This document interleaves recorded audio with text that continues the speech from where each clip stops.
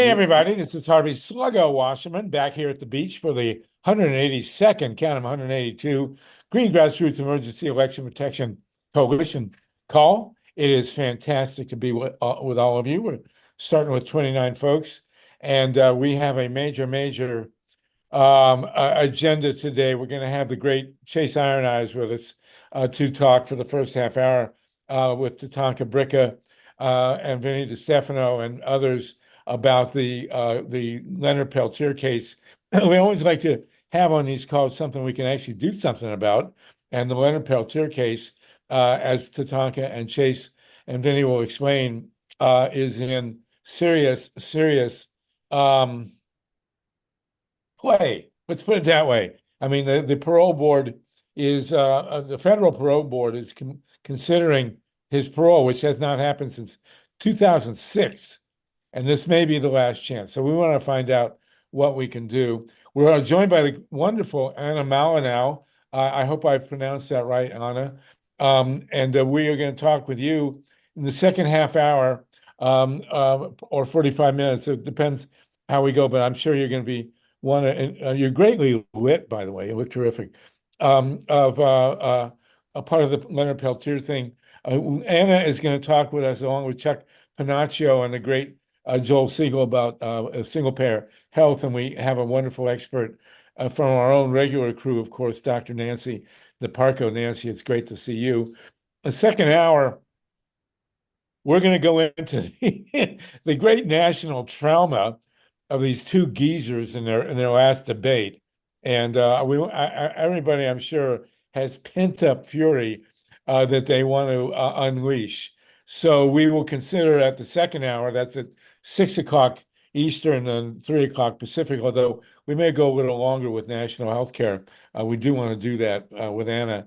But we want to let everybody vent and outline their position on what should happen next, which is obviously critical to the fate of the human race. So, but the fate of the human race has also been given a boost upward, thankfully, by the release of long overdue release of Julian Assange, of which VINNIE De Stefano has played a major role. But we also have the prospect, having that, of hopefully, God willing, getting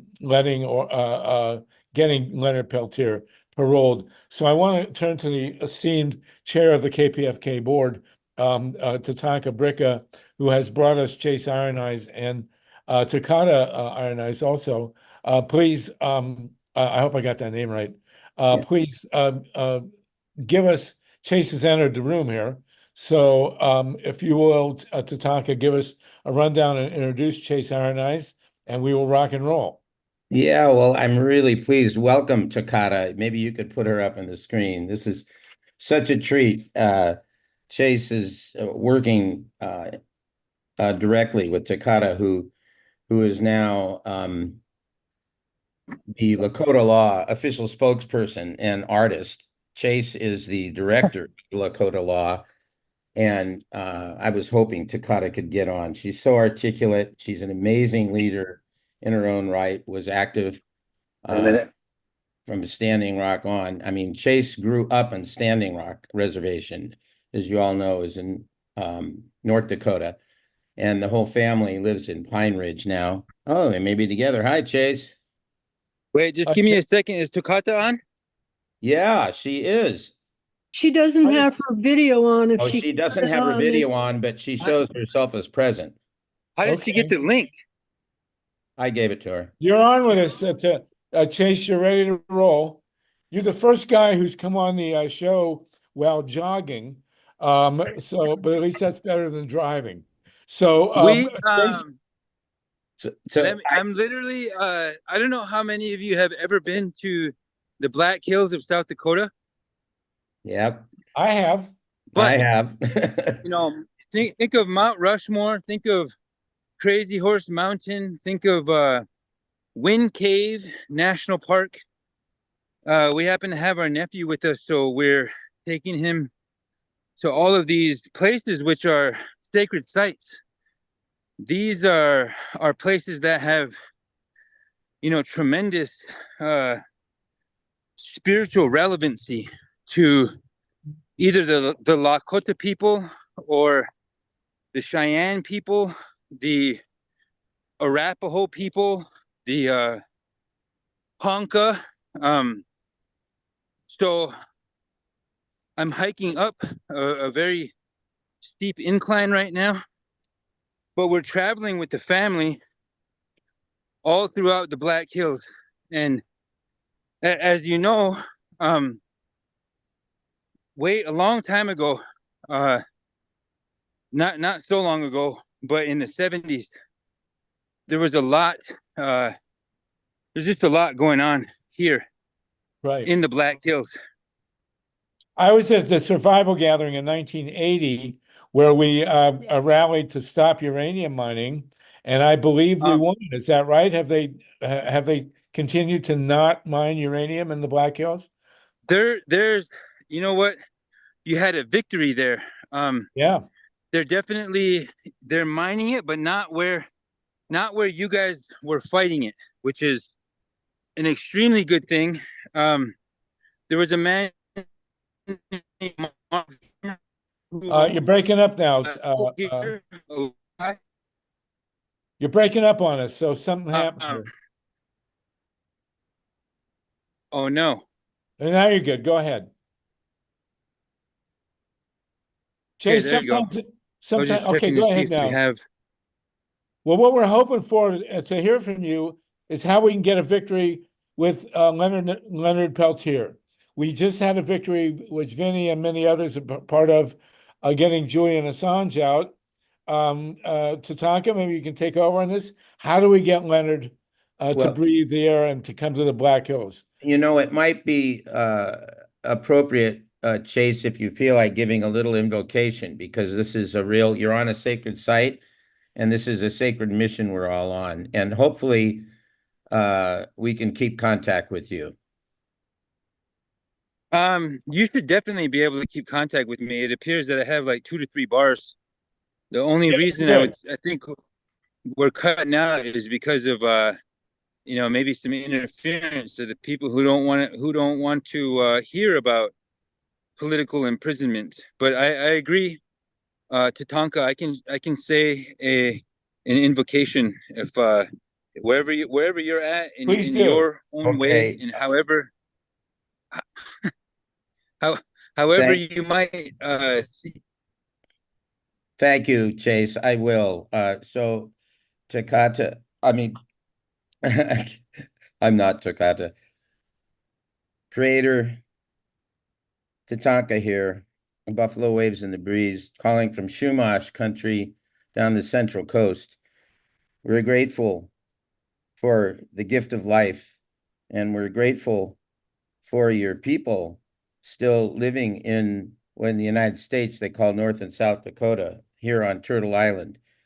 And we're grateful for this gathering of people on Zoom to hear Chase Iron Eyes and Takata Iron Eyes let us know something about the life of Leonard Peltier. And Chase was just starting to talk about the 70s, where all this came down on Leonard in the uprising there and in the oppression of the FBI and the U.S. government. So we are grateful for your presence, and would like to introduce to our group here, Chase Iron Eyes of the Lakota Sioux Nation. And take it away, Chase. Aho, Omatakiasan, all our relations. Oh, Lila Wopila Tanka, Ichichapalo. I really I send out a genuine thank you to everyone who's interested in Leonard Peltier, because the story of Leonard Peltier is the story and the continued political imprisonment and the continued oppression of tribal nations, of indigenous nations in the United States. We're taught that since 1492, this land just somehow became European in nature, in identity, and it was nobody's choice here to be born into the constructs of the cultural mythology of the American settler colonial identity. And if you have gone to an American school, or if maybe you watch American movies in Hollywood, or maybe like the John Wayne movies in the Western movies, including even Young Guns, who a friend of mine wrote that. But you witness in the institutions of America, whether it's educational, what you learn at university, what you learn at grammar school, or what you learn in the institutions of entertainment, or even in the institutions of politics, you learn a very skewed version of American history. And it's not till you become an adult that you even think, hey, this could be some sort of conditioning that we're being subjected to. And then you might read something like Howard Zinn's, history of the or what is it called? Howard Zinn's People's history of the America. United States. People's A people's history. history. A people's history. You might read that, or even if you go further in, you begin to even inquire about Native Americans, American Indians, and then you might learn about the doctrine of discovery and a whole host of other things. But what you learn when I'm able to share some things that I've been studying all my life, or at least since I was 16. I've been studying about the United States. I've been studying about the Indian nations and how the colonial project to completely absorb Native nations is still very much intact. But nobody really knows what it is. Nobody's bothered to take a look at the federal level. You talk about the legislative, the House of Congress, the Senate, the executive institutions, the judicial institutions, and all the other governmental institutions just apply a set of archetypes and precepts and foundational ways of knowing themselves, meaning the American colonial construct as a project of European people in the 1700s. When they wrote the Declaration of Independence, in that very same document, they said the others who are here are the merciless Indian savages. And that they didn't just pick that out of thin air. That was handed down to them since 1453 and 1491, when Pope whatever his name, whoever was the Pope then, had his scribes and his thinkers construct and completely invent the concept of the doctrine of discovery. It's called the doctrine of Christian discovery. So when we talk about Leonard Peltier, we have to give a little bit of context, because why was Leonard Peltier standing up? Why was the American Indian movement standing up? It's because they were standing up to colonial aggression and corporate extraction. Now, everyone here who might be on this call, whether you might identify as a white person, you might identify as a black person, whatever it is, that is an invented concept for you, for us. And before that, 3,000 to 5,000 years before that, before the Inquisition, and it happened during the Inquisition, but this colonial process was instigated against people in Europe way before the people that began to call themselves Americans or Frenchmen or Englishmen. And men is used very deliberately, because back then women were property, the same as like Afro-Indigenous people, or Native people were even below that. Native people were like subhuman. They didn't really know how to categorize us or what to do with us. And so they set up this scheme to take over our land. And they tried to invent a mythology that then the settler would identify with and be comfortable with expropriating indigenous people's lands. There's a long dehumanization process that we're all subjected to. And now you're able to see this colonial process alive and well with respect to Native people, with respect to Native nations. Now, the story of Leonard Peltier, you have to go back to when he lived in Seattle. You have to go back to the Alcatraz movement, when Native people, in conjunction with the hippies and the anti-war movement people of the 1960s, the Vietnam era, and the civil rights movement, Martin Luther King, Malcolm X, Stokely Carmichael, Fred Hampton. Like you take a look at the counterintelligence program. You take a look at, you know, when it was, if you said you were a communist, you would be tracked, you would be traced, you would be followed, you would be subjected to perhaps criminal prosecution. You'd certainly stand to have your reputation damaged. Now, this is oh my God. Sorry, am I back? No, Yeah, you're good. no. You're good. You're here. You know what? I had to get a completely different phone because my phone never stops ringing. And now that I'm on this phone that I've given it out to a few people, they call this phone. This used to be my Zoom only phone. So anyway, if you can hear me perfectly, that's great, because Indian activism was a long time coming, but whatever happened in the 60s spiritually, a lot of things happened that I was born in 1978. So I had to read about everything that people lived through, and the evolution of consciousness, the expansion of consciousness, and people reimagining their relationship to the natural universe, to Mother Earth, to the sacred universe, to the universal elements, which we have cosmologies alive today that have been handed down. And the story of Leonard Peltier is the story of the conflict of those worldviews clashing with one another.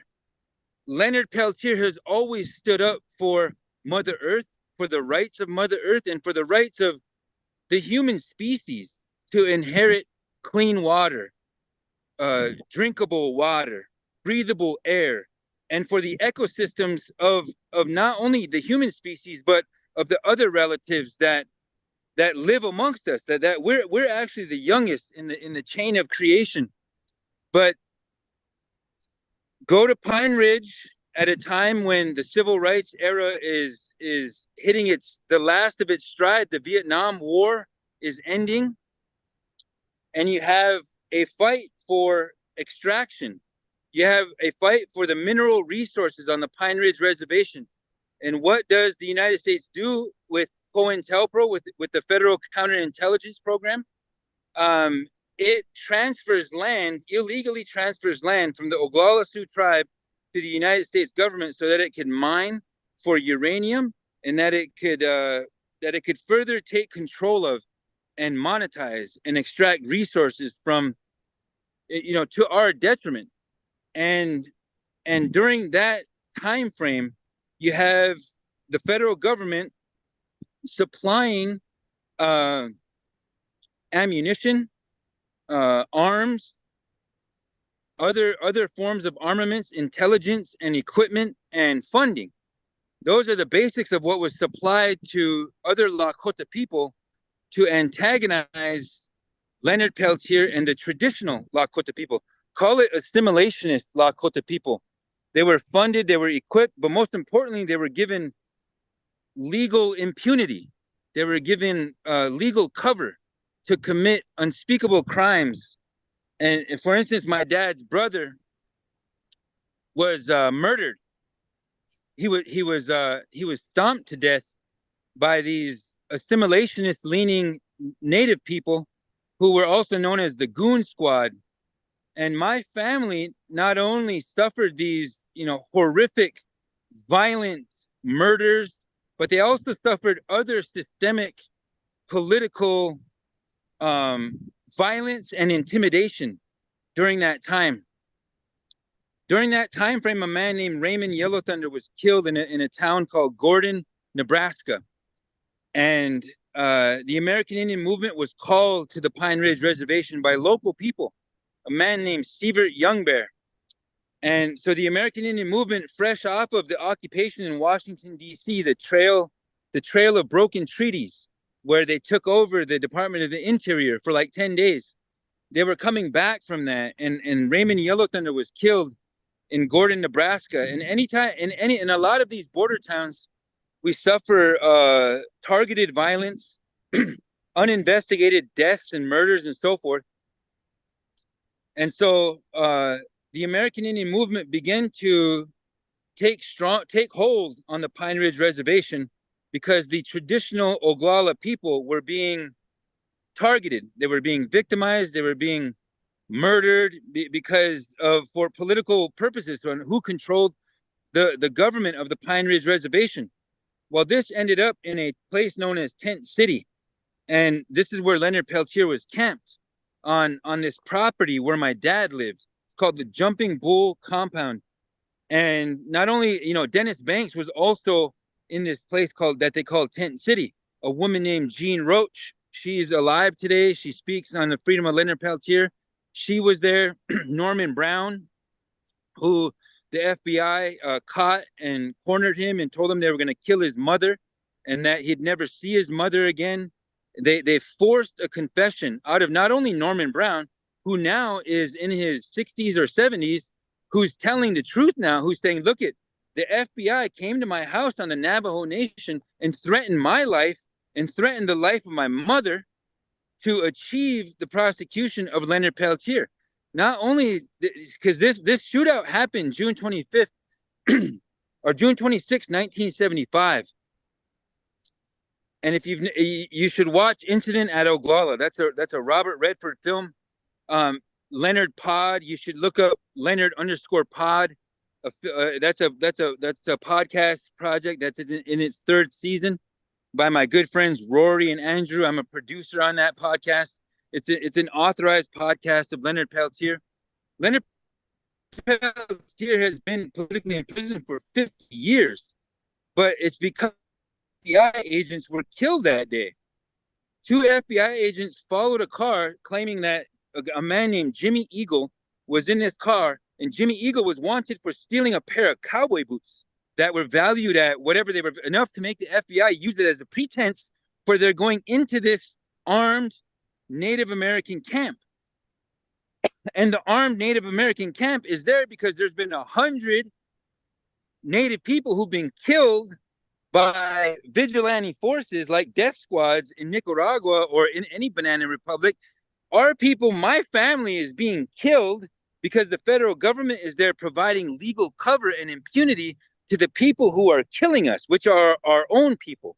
There's an armed conflict. There's a mini civil war that is being instigated by the United States Federal Bureau of Investigation, the Department of Justice, the U.S. Marshal Service, the state of South Dakota. I mean, this is the history that they hide.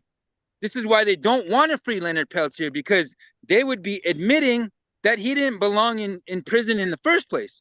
But no Republican, no Democrat for 50 straight years has freed Leonard Peltier. You know who has called for Leonard Peltier's freedom?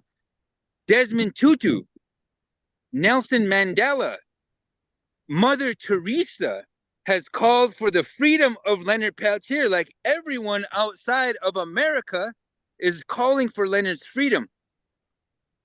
But inside America, we have to maintain his imprisonment because it goes along with the view that we, meaning the United States, the FBI, were justified in killing 100 people on the Pine Ridge Reservation in the 1970s and imprisoning the man who they claim, now they not only claim that he shot the agents, but the prosecution committed crimes to imprison Leonard Peltier.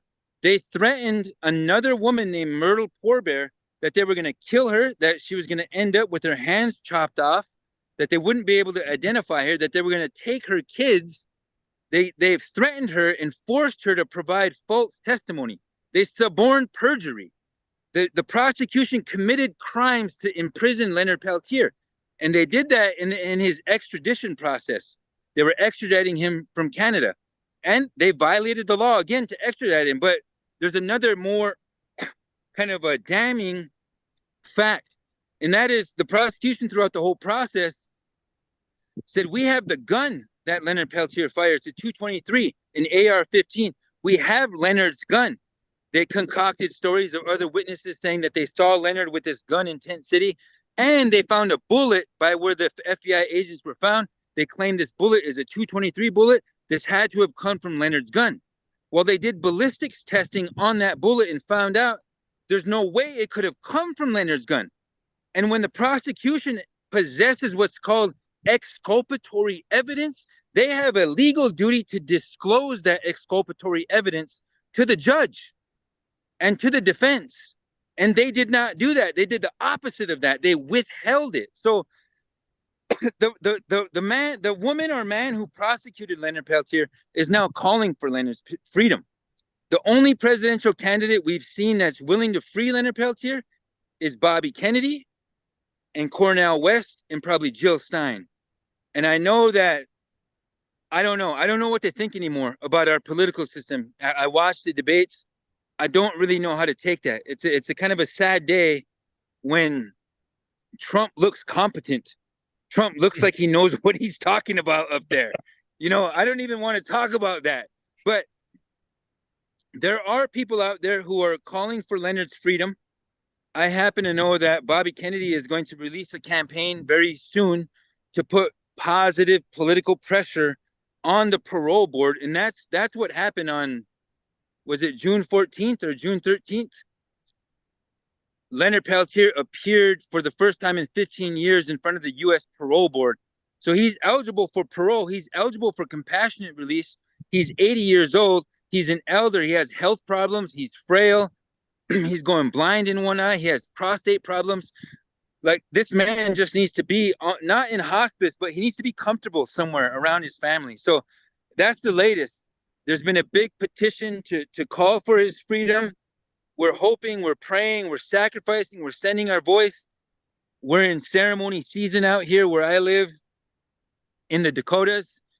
And July 14th is the new deadline that the U.S. Parole Board, which heard Leonard's plea for parole, they initially had a deadline of July 1st, but they bumped that back to July 14th. So we're all on pins and needles. Anyhow, I hope Takata is still around because I want to leave some time. I have no idea how much time I took up, but it's starting to rain a little bit. Great. You're Okay. really great, and it's good to see you. It's good to see that moose walking behind you there. Sorry, I couldn't resist. Anna has graciously agreed to stay longer to let you go ahead with this, and so we will get to single parent, and then we'll discuss the geriatric crisis in American presidential debate. But go ahead. You kind of froze up. I'll take over. So thank you. That was really good. I'll bet most people here didn't know that history, Chase. Really, really very, very good. And the thing that you exposed, I hope I'm on. The thing that you exposed is the fact that to release him is to release the fact of the incredible duplicity that went on then and is going on now. I mean, if you apply this kind of analysis to things in our country and to Palestine and to, all over the world, it's how the U.S. government operates. Well, and the question Take it now away, is, Chase. Yeah. What? Yeah, Chase. We've seen there's an Amnesty International petition. What do you recommend, number one, for the 55 people on this call and the others listening on the radio to do? You say July 14th, that's 2 weeks from today. Well, what can we do in the interim to get him and out and to be with you in the forest there? One important thing is to learn, who's out there hosting actions, meaning who's providing a platform for people to petition through. And I know that we've done this for a while, Lakota Law. So you can find information there. You can find information on Amnesty, on NDN Collective, just recently in front of the federal courthouse in Rapid City. The Indian Collective and the Native Organizers Alliance, and there's one more, the Red Nation have done some ground, awareness actions to bring attention to Leonard Peltier's situation into the fact that this will likely be his, last parole hearing, because it comes every 15 years, and he's 80 years old right now. He has made it, perfectly clear that he wants to make his transition to the next reality, to the next world, to walk in everlasting power. He wants to do that outside of prison walls. He's lived 2 lifetimes. Leonard Peltier has been sentenced to 2 life sentences, and he's done more than that. He would have been eligible for release a long time ago. But as you know, we can't trust, and it's crazy to even to think about the fact that the call for Leonard's freedom is now, it doesn't have a political liability attached to it, because it used to, even for Native people, mostly for Native people. If you call for the freedom of Leonard Peltier, then you were seen as an activist, or somebody who was a sympathizer with anti-American people. That is how Leonard Peltier was cast, as a terrorist. That is how the American Indian movement was cast. That is how myself and my daughter were cast at the No DAPL struggle. Military contractors, private military contractors, were calling us in their documents, in their briefing documents, religiously driven indigenous jihadis. Now, you got to have a certain, pretentiousness to call Native people terrorists or un-American, because we signed treaties with the United States, and we agreed to live and die with this flag, with the American flag. We agreed to defend the United States of America as long as we have our own country. But as you know, that changed as soon as we were militarily incapable of forcing America to live up to their promises. But we all know this history in Indian country. We know that the United States has treaties with us. Now, Americans find themselves after January 6, 2021, in a position where we don't know. Americans don't know who's the terrorists anymore. They're white supremacists. They're the people who went into the United States Capitol and spilled blood and were walking around with little guillotines and nooses trying to hang Mike Pence and Nancy Pelosi. Those are the terrorists in this country. So America is now waking up to settler colonial violence being used as a psychological fear tactic and terrorism tactic to get people to be afraid of each other and to further divide us. So what you can do in the next few days is watch Incident at Oglala, listen to the Leonard Peltier podcast, and we could get those in the links. I saw somebody linking to Incident at Oglala. If you look up Leonard_pod, you get Leonard Peltier's podcast. You can educate about yourself about that. You can share that. If you have friends that work in the federal government, you never know. Somebody might have a friend that works for the Department of Justice or the U.S. Parole Commission or Parole Board or whatever it is. Think of anyone in your network, attorneys, people who might be connected to others in that network, to share the story of Leonard Peltier, share the story of Incident at Oglala, because we have one shot to get this right for Native people. Freeing Leonard Peltier is about healing. It's about recognizing that those 2 FBI agents, they may have been sent into that operation precisely to die, to justify the further imposition of the corporate extractive state into Indian country, into some of the only people. I won't say Indian people are the only thing left standing between full spectrum dominance of the corporate extractive state, the war machine, and consumer fascist slavery. But Native people are certainly a vehicle, because we're tethered by our DNA and our blood and our water and our bodies. We're just like you all are, but we're tethered to this land. We're tethered to the Black Hills. to Niagara Falls, to Sedona, to Mount Shasta, to these other sacred places around the country. So when the corporate extractive machine comes into our territory and wants to destroy it, we're going to fight them. We are going to stand up and fight them. We're not just going to vote. Yes, we should be voting too, but we're also going to fight back.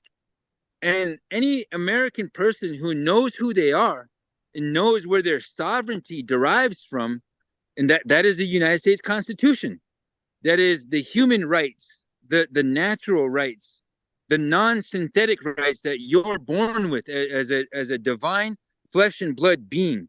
You're born with certain rights that are inalienable.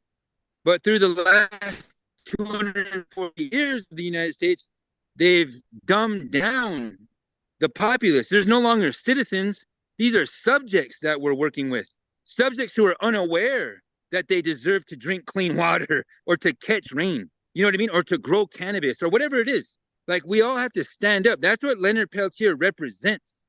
That's what he represents. Julian Assange was just freed, but look how long they had him locked down, because he was exposing the corrupt deeds of the corporate extractive war machine. So we're all together in this. Anyways, I'm going to cut there. You're totally right on. You mentioned Julian.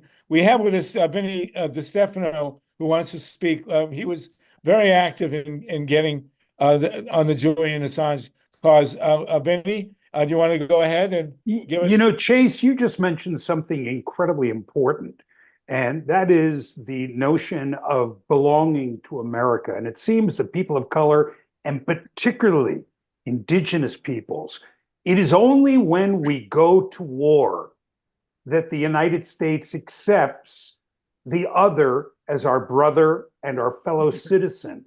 And they ask them to fight, and they ask them to die. And as soon as they've done the fighting and the dying, they go back exactly to the same position, an other, an alien. The first peoples who were here long before Europeans are an other in their own land. And it is utterly shameful that this has been done to Blacks, to Latinos, to Indigenous peoples, people other than people who look, quite frankly, like me and Harvey. And this is not our land. This is all of our land. This is your land. And God bless you for the work you're doing, Chase. Seriously.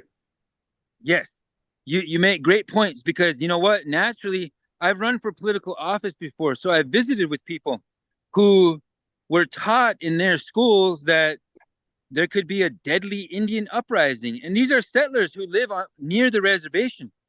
But since World War I, you know, we volunteered to go and die for the United States before we were even citizens.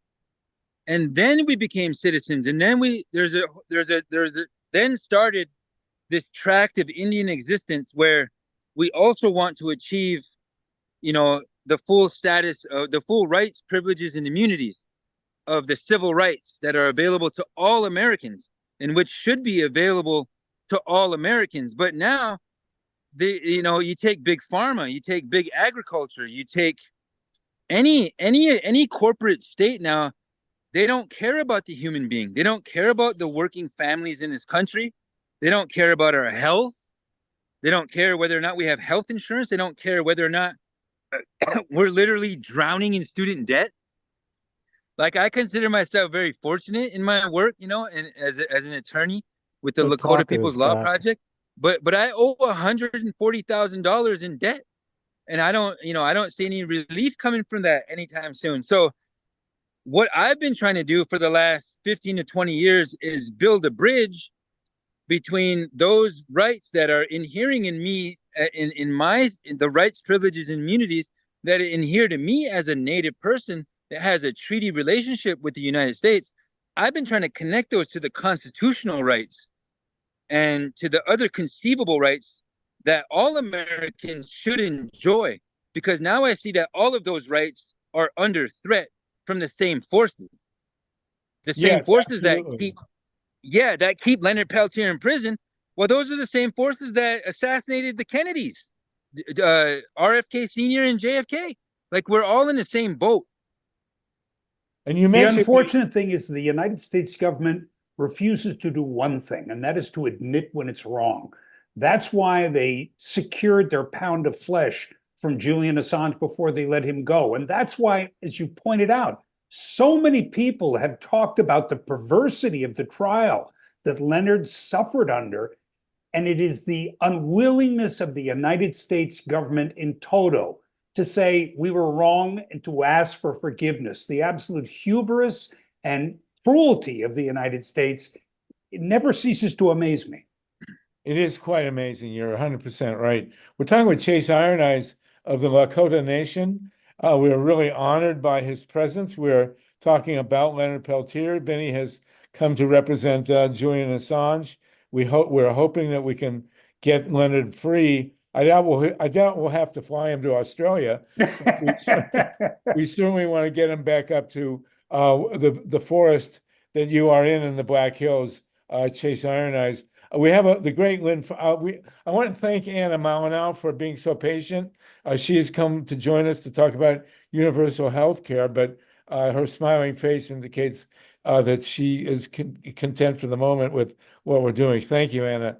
LYNNE FEINERMAN, a great radio host. We also have Dennis Bernstein with us, the host of the nationally syndicated Flashpoint show. LYNNE FEINERMAN, go ahead, please, Lynn. Lynn, real Yes, quick. thank you. Hello, Chase Iron Eyes. I'm honored to be able to talk with you.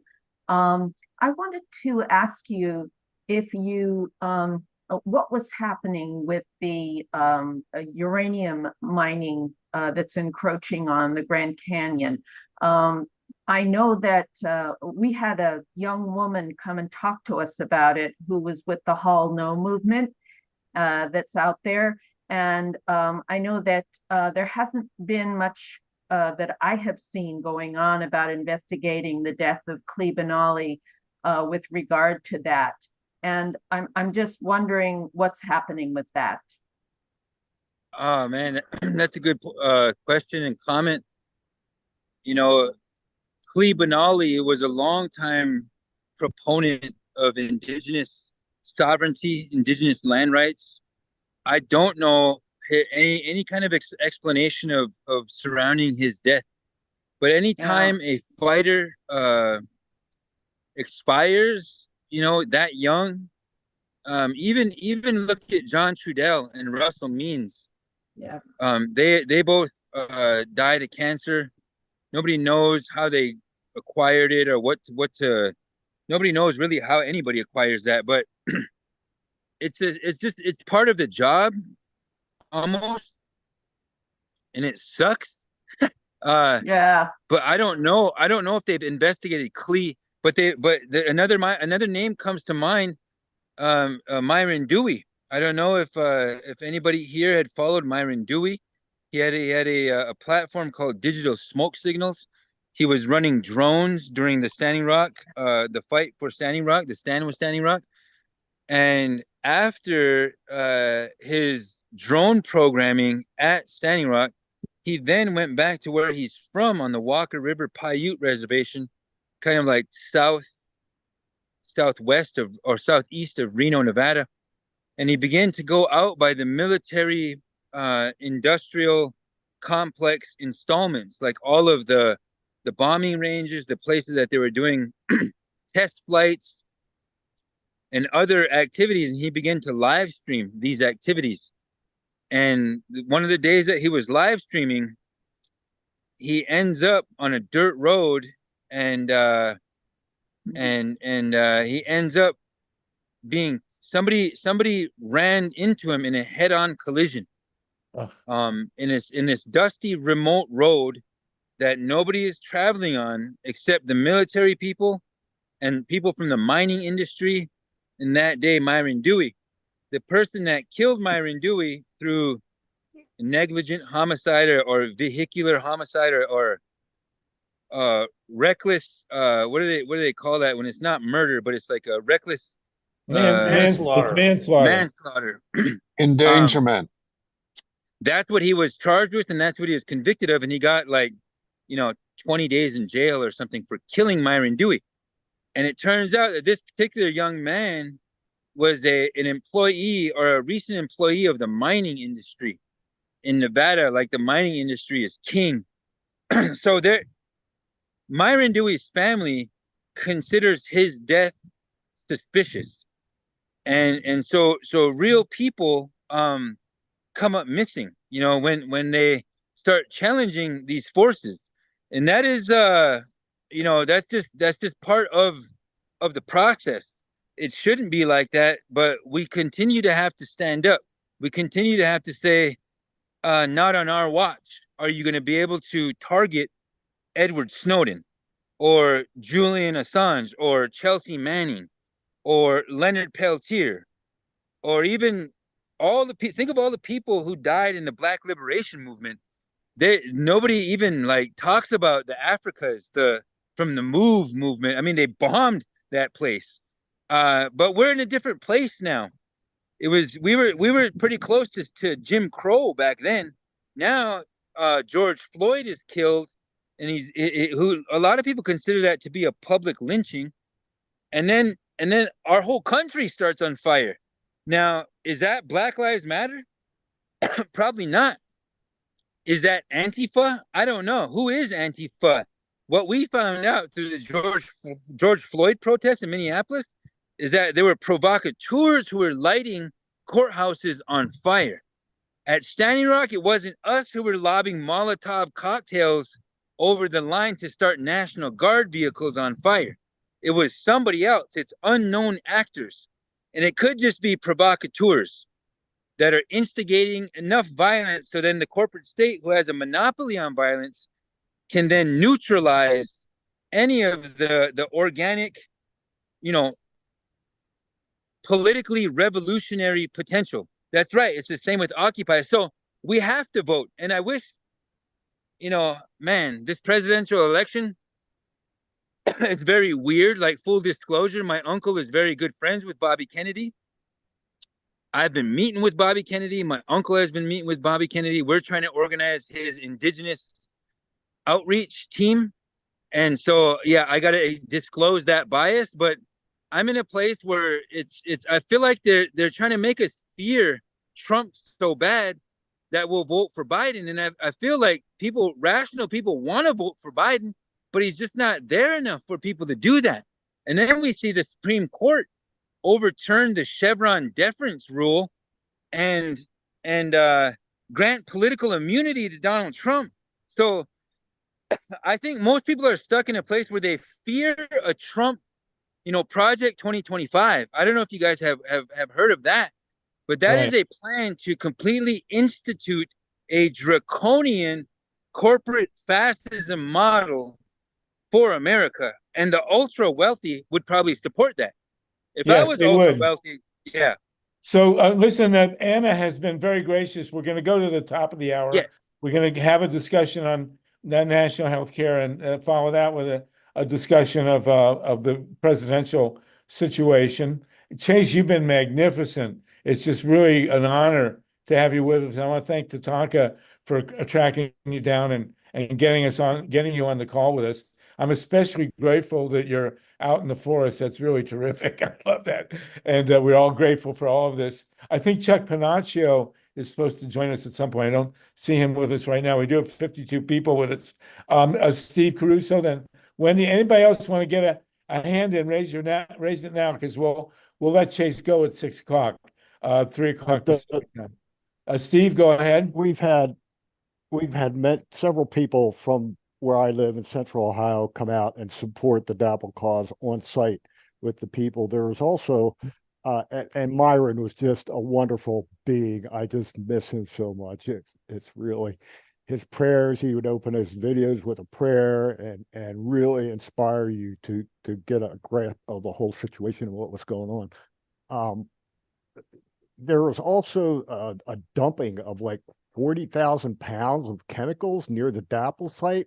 Did anything ever happen to that investigation of like rat poison or some kind of poison? Do you remember that? Yeah, I do remember that. That was we don't know the full extent of what happened there, but I know that there were people who were trying to organize a lawsuit because I helped put them in touch with remember the Benjamin Crump law firm in Atlanta. We got them some interface time, but we couldn't find enough people who were willing to add their name to it to make it a class action suit. And it just it's still available there, though. It's still available to pursue. But you know, there was right now Greenpeace is getting sued. That is a very and that's how it goes. You know, big money, just they have deep pockets so they can continue to fight and pay lawyers, and they get to write history. That's what they're trying to do right now with these lawsuits, is they're trying to paint the indigenous people and the water protector people who came to our aid, which, you know, by the time I was in any kind of perceivable leadership position at the camp, there was more non-native people than there were native people. These are the water protectors. This is like the rainbow family, the rainbow people who want something different, who want a different relationship, who want to seek it out. And anyway, there's a whole lot of justice to be served yet at Standing Rock, and that is one thing that we keep an eye out for, because you know, I testified in a DAPL suit. North Dakota is suing the federal government for $38 million. That was back in I believe that was February, I want to say. And then I'll probably be testifying in the Greenpeace lawsuit as well. But I believe Wendy has her hand up. Yes, and thank you for that. With Greenpeace, I'm a voting member of Greenpeace. We're being sued for more than $300 million. Have no shame whatsoever. Wendy, anybody else wants to speak? We're going to let Chase go in about 8 minutes. So go ahead, Wendy, please.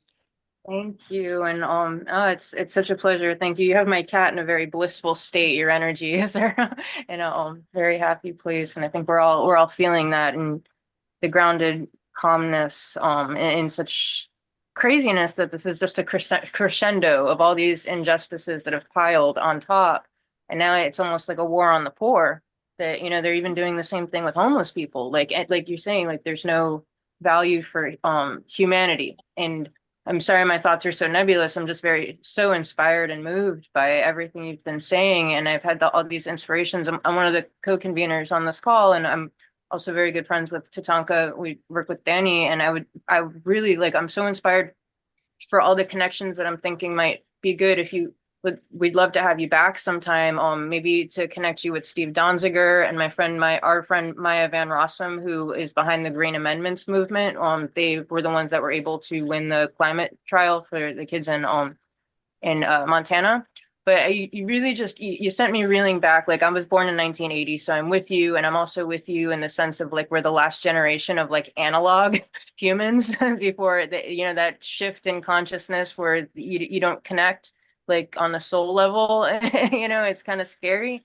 And so one thing that I just want to say that, there's some of us that from the get-go, like from when in 4th grade, when we're being taught, we're just like, this ain't right. Like, what happened to those other people that you're not talking about? And we've been with you. And a huge part of it too is the music. Like, remember Rage Against the Machine and so many others. And so I'm just thinking about, maybe incorporating music and a lot of these other, just all the free the political prisoners, the environment. I mean, everything, this all, you're a nucleus for all these things. So maybe having something where there's music brought out to the reservation and just tying all the dots together, and whatever we can do to help you, like, we're more than happy. And we just so appreciate you and all your work and just putting your beautiful energy into the feedback of everything, because it's beautiful. I think Chase disappeared on us. Oh, no. Hopefully he's safe. Okay. Gosh, I wanted to have a final statement from him, but this has been a real privilege. Thank you again, Tatanka. And Vinnie, do you want to throw a last thought into Julian Assange and what it's like to have him out, and what it would be like to have Leonard? I think we have Amnesty International to go to. There are a couple of other websites. Before we go to Anna here on universal health care, Vinnie, can you give us a little direction? Yes, I can. And I first and foremost, right now that Julian is free, and there's a tremendous amount of joy in that, irrespective of how it happened. But what is most important now is to secure him a full and complete pardon, because he pled guilty to the crime of journalism, and we all stand in peril because of that. He did it, and he refused to take that plea. It was his family that asked him to take it. He's a man of principle. However, the fight goes on. until we free Leonard, until we free Mumia, until we free the Uhuru Five, all political prisoners in the United States, they are all joined at the hip by the cruelty and the willingness of the United States government to hold people in prison for many times specious reasons and keep them there as a warning to everyone else. The great Frederick Douglass said, consider the level of oppression that any people are willing to accept, and that is the level of oppression that they will be subjected to. So even when we stop fighting for Julian, we will continue to fight for all political prisoners because it is exactly the same fight. Well, thank you for that. It's so great to be able to talk about a victory that was really hard fought. You had a lot to do with it, Vinnie, and it means that, we have to celebrate our victories. And, we've gotten clobbered over the last few days at the Supreme Court, for God's sakes. And we'll talk about that in a bit, but we do want to go to universal health care. TATANKA and then Steve. Yeah, I'm looking forward at some point and having Chase back, because he's one of the people who can articulate a path that brings us all together. And one of the things that has been troubling for a lot of people is from various points of view, is the Bobby Kennedy Jr. campaign. And I just want to tell people, I mean, I'm not at liberty to say, but I know some people who know the Kennedy family very well, also know the Biden family. And, one is a religious person and the other is a political person. And there is an acknowledgement that our common welfare has to come first in all this. Nobody knows how it's going to work out, but just I like the way Chase articulates the continuity of this colonial experiment and how we all live on the reservation now. And so we have to unite. And what Vinnie was saying is absolutely right. It gets back to these platitudes, until we're all freed, none of us are freed. But it's true. We're all connected. And it does include not just the human family, but the plants and the animals and the minerals. And my latest poetry has been out for the uranium family that gets torn from their homes and separated for, half-lives of 500,000 years. So anyway, and also those folks coming from other planetary systems that are now among us. So another issue we are dealing with. So thank you, Chase. He's not here, but thank you, Chase Iron Eyes, for showing up, walking up the mountain and still connecting with us. Thank you so much. It was really fantastic, above and beyond. I'm reminded of Eugene V. Debs' quote, while there's a working class, I am in it. While there's a criminal class, I am of it. While there is a soul in prison, I am not free. And Gene Debs was the last guy to run for president from prison. He should have been president. He would have been. This country would be very different if Gene Debs had been president, which he would have rightfully won. Lynn and then Steve, and then we're going to Anna, who's been so patient and gracious to start talking about healthcare, and then we'll have our venting session on the presidential race, all 52 of us. Lynn, go ahead, and then Steve. Thank you. TATANKA, I guess you are easily as informed as Chase on this, and I'm wondering, in terms of the issues, the real core issues. I hate to make a horrible pun, but like uranium. Where is Deb Haaland? How much power can she exert, and where does she stand? What are her limitations? Well, she is in intimate touch with people in Standing Rock, has been before she was took her present position, and she's very clearly that spokesperson within the Department of Interior. I don't know her, but I know she has the same limitations that Jamie Raskin and AOC and folks that are at their heart would be doing other things that they're doing, but they're doing good work where they're doing it, along with Bernie. So everybody is doing what they can, and that's why I was talking about coming together with Chase and other people, and also involving, you know, music and culture, which they do. They do a lot of that behind the scenes. People don't know, like Chase is one of the people who's a consultant with films and music now. And there are other people that are not known that are making a big impact on the entertainment business. But we need to have ways of coming together so that people like Deb can, you know, be more visible, so that question doesn't even come up. But thank you Great. for the question. Thank you for that, Steve. You'll get the last word, and then we go to Anna and talk about universal health care, and then we can all vent about the geriatric debacle of last week's debate. Go ahead, Steve. Yeah, from corporate capture of America to the corporate capture of our health care. Thank you. That's all I. Oh, good. All right. So Anna, and thank you. That was a magnificent discussion, again, made possible by TATANKA, who got to chase our eyes for us. And I love that he was walking up a hill. A very beautiful session. I think we should all be grateful for that. We have 52 people with us. And Anna, can you take us into the world now of universal health care? And then we'll move on to the presidential situation. Where are you, Anna? I'm in San Francisco, California, and I am sharing my screen. Is that working? Or Yes, please. Go ahead. Yes. yes? Go full screen. Is that working for everybody? Yeah. Well, Yeah. except the Great, people thank on, you. except the people on radio, but that, so make sure you remember that when you talk that there are people who can't see the screen. Okay, I You just want to want to go make full sure. screen, on a full screen if you can, please. Yeah, well, let's see. All right. So Stop sharing. Hold on for me a minute. Let me share again. I might have picked out the wrong. So just for everybody to identify, this is the 182nd Green Grassroots Emergency Election Protection Coalition Zoom call. We've got the great Ray McClendon on with us, Dennis Bernstein of the Flashpoints, and Bob Petrakis has joined us, Ruth Strauss, and many, many more. I will say one other thing, a cause for celebration. Steve Bannon went to prison today. That's all I'm going to say. Steve Bannon went to prison. Wow, So, that's a great introduction. Thank you, Harvey. all right.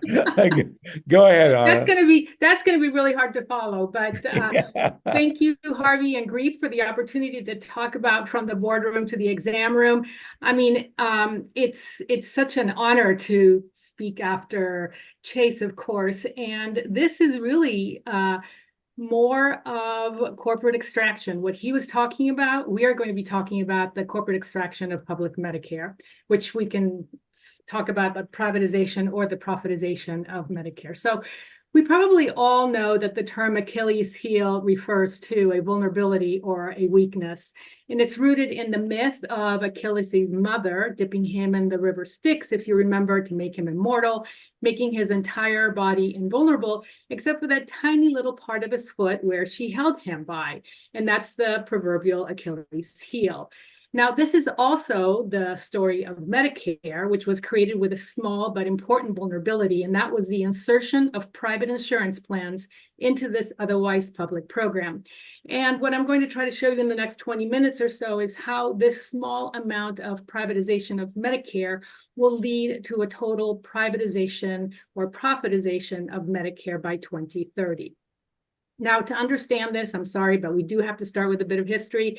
And as we know, in 1965, Medicare was signed into law to cover the healthcare costs of seniors 65 and older, who were at that time almost uninsurable by private health insurance companies because these companies saw seniors as unprofitable as a business loss.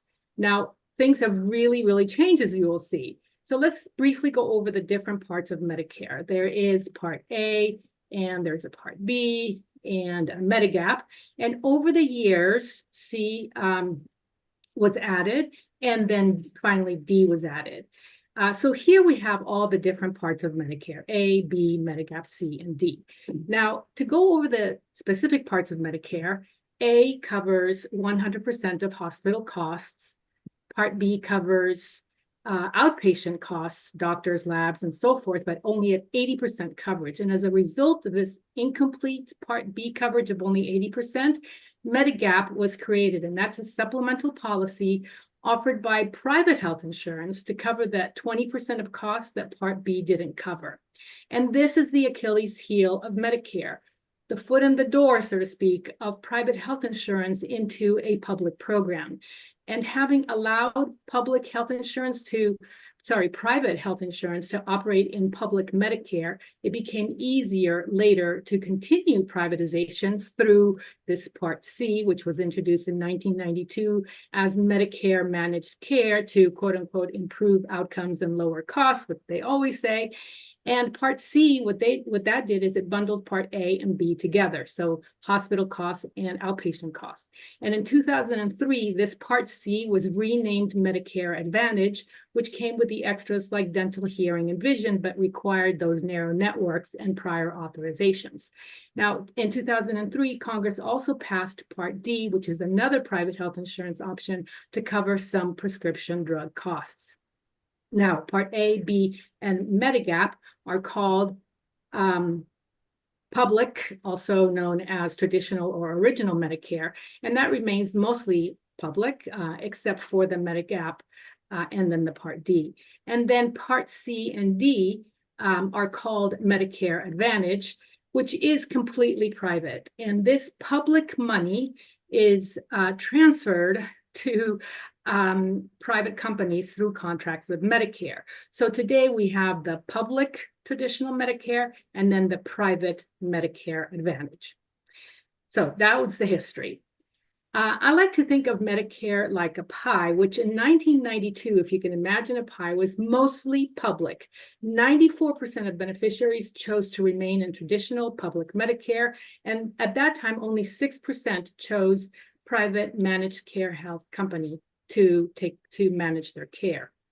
Now, if we fast forward to 2024, where slightly half of the beneficiaries are now choosing Medicare Advantage, a private managed care insurance company, and only 48% choose to remain in traditional Medicare.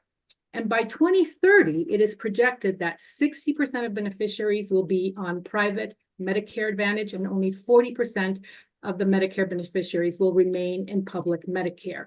Now, for those of you watching the presentation, you can see that all the slides have references at the bottom. Even though it might sound like I'm making this stuff up, I am not. Now, the question is, why are seniors choosing a private insurance Medicare Advantage plan over traditional Medicare? Well, the answer is cost.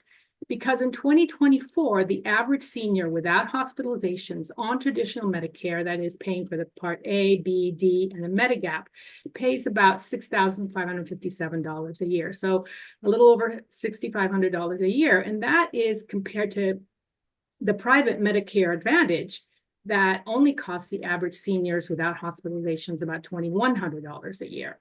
Now, not only is Medicare expensive for seniors, it's also expensive for the federal government. So on the right, if we look at the Medicare budget from 1965 to today, we can see that the budget started with $10 billion to cover 20 million seniors. And every year it's been going up and up and up and up and up and up until today, when the Medicare budget to cover 65 million seniors and people with disabilities is almost $1,000 billion.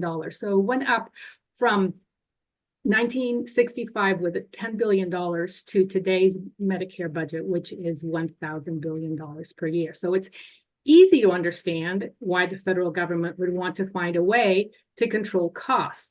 Now, unfortunately, all of its efforts to manage care for seniors, the more and more seniors in a private managed care Medicare Advantage program, have not controlled costs, as we can see from the graph. But it has increased profits for corporations. Now, there is ample evidence that profit is bad for health. I'm just going to talk about 3 institutions. Those are dialysis for people with kidney end-stage renal disease, kidney disease, hospice, and nursing homes, the majority of which are all owned by for-profit corporations. Now, 95% of all dialysis centers in the US are owned by mostly 2 for-profit corporations, and over 3,800 excess deaths in for-profit dialysis centers could be averted if these people were to be getting their care in not-for-profit dialysis centers.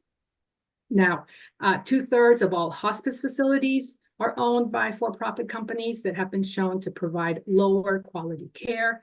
And finally, most nursing homes are also owned by for-profit companies that have been shown to have higher death rate. Now, profit is also bad for the Medicare Trust Fund. The Medicare Trust Fund is made up of two parts. The first one is the Hospital Insurance Fund, and then the Supplementary Medical Insurance Fund. And the money that goes from the trust fund, the more money from the trust fund to corporations, the faster the funds will be depleted. And the Hospital Insurance Fund is projected to run out of funds by 2036. Now, transferring public Medicare money to corporations is the definition of privatization, which is the transfer of public funds to private hands for profit. But profit is good for business, obviously. While seniors anguish between choosing a medication or a meal, Medicare Advantage is twice as profitable as the employer market. And let me just clarify this. This means that insurance companies are making twice as much money or twice as much profit from sick, frail, old, disabled people than they are from healthy, young, working people. I know it makes no sense, but this is what it's like today. In 2007, before the Medicare Advantage explosion, United Health Group, which is the country's largest insurer, had annual revenues of $75 billion. And by 2022, their annual revenues jumped from $75 billion to $325 billion. Certainly not all from Medicare, but Medicare has been called a cash cow by insurance executives. Now, managed care, instead of controlling costs, has allowed corporations to make billions off Medicare for decades. And Congress knows this, CMS knows this, but how are corporations profiting from Medicare? Well, what they do is they select the healthiest seniors possible into their plans and get rid of the sickest ones. And this way they keep as profit what they don't spend on care. And this in the parlance is known as cherry picking and lemon dropping. They also add conditions that don't exist for healthy seniors and yet don't spend a penny more on their care. And this is known as upcoding. And finally, according to Medicare itself, using these cherry picking, lemon dropping, and upcoding, Medicare Advantage companies have overcharged Medicare by $88 billion in just 2024 alone. And if you add all of these overcharges in the past 17 years, it's over $500 billion. And this is known as fraud. Now, up until now, we've been looking at the private Medicare Advantage piece of the pie, which takes up about half of the pie, what we were talking about. And you have to ask yourself, well, what about the other piece of the pie where the other half of the Medicare beneficiaries still get their benefits, right, in public traditional Medicare? The question is really, why leave $500 billion on the table? Well, this is where industry is targeting next. And that's what we will shortly see, that privatization is not only for private Medicare Advantage piece of the pie, but also for the public traditional Medicare piece of the pie that's being privatized as well. Now, a question to ask, of course, is why is spending going up? And for 50 years, American health policy experts have been telling us that healthcare costs in the US are out of control because of greedy American doctors that order too many tests and do too many procedures, and greedy American patients that are just getting too many tests and too many procedures. This is called overutilization of services, and it's caused by something called fee for service. Now, what is fee for service? Well, amazingly, it's not that complicated. It's how doctors and hospitals are reimbursed by Medicare for patients on traditional public Medicare. Basically, a patient goes to the doctor who performs a service, who then bills Medicare, who then pays the doctors directly, a fee for every service. That's what fee for service is. Now, this kind of reimbursement has been blamed for incentivizing doctors to perform too much healthcare for the past 50 years. But this is really just a myth because we know that Americans don't get too much care, they get too little care. In fact, 38% of Americans report skipping care due to cost in the past 12 months, compared to like the UK, for example, where only 7% of people there report skipping care due to cost. And furthermore, every peer nation has universal coverage at almost half of the cost of our system, and most reimburse their doctors using fee-for-service. So it cannot be fee-for-service. The reality is that our healthcare costs continue to rise without check because of too much profit, which is forbidden in most peer nations, including excessive prices, administration, and consolidation. These and not fee-for-service are to blame. So if you have the wrong diagnosis, like blaming fee-for-service or blaming increased spending on fee-for-service and then eliminating fee-for-service, you will almost always get the wrong prescription. Now, to save money, what they will do is replace fee-for-service with something called private Medicare Advantage, which is really just managed care, where Medicare will now pay a middleman an upfront payment to manage the medical care of that senior, and then pay the provider. And they get to keep whatever is left over that is not spent on care. This arrangement is supposed to incentivize the profit-seeking middleman to manage care, reduce costs, and control costs.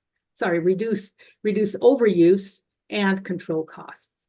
Now, the middleman in the case of Medicare is the Medicare Advantage plan, who gets to keep the leftovers.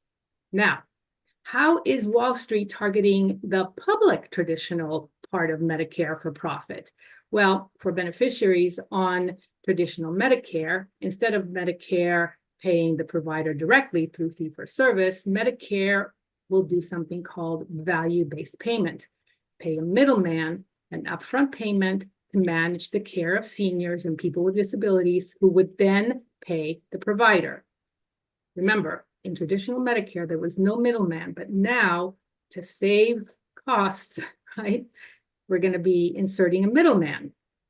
The middleman would now be called an accountable care organization that, instead of keeping the leftovers, gets to share the leftovers with Medicare, and they call this value-based care. The worst part about this is, first of all, it has nothing to do with value, little to do with care, and everything to do with managed care. But the worst part is that while seniors choose Medicare Advantage, these seniors are assigned to these accountable care organizations without their knowledge or consent. So these new ACO middlemen will use the same playbook out of Medicare Advantage. They're going to cherry pick healthy patients, lemon drop sick ones, upcode to get higher payments for each beneficiary without providing more care, and ultimately defraud Medicare. In a letter that Representative Jayapal and Senator Warren wrote to CMS back in 2022, they called out 10 ACOs which had defrauded Medicare and were fined almost $1 billion. Now, a popular ACO is the ACO REACH program, which some of you might have heard of.